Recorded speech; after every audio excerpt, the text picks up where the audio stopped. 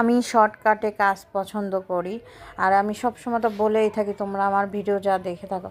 দেখো আমি এখানে 1 কেজি পেঁয়াজ নিয়েছি।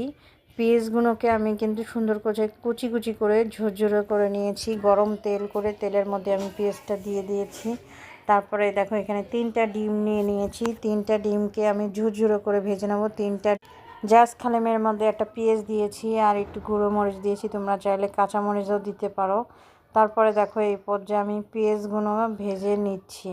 পেঁয়াজ কিন্তু আমি এর মধ্যে এসে 2বার নাড়াই দিয়েছি, 2-3বার।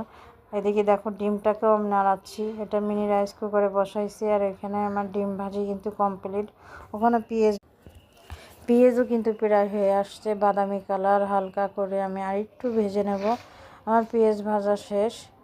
আমি এখন এই পর্যায়ে নামাই ফেলবো। ডান। দেখো আমি এই যে তেল ঝরাই নিচ্ছি। এই যে নিচে একটা বাটি দিয়েছি, একটা পাউরুটির প্যাকেট নিয়ে নিলাম।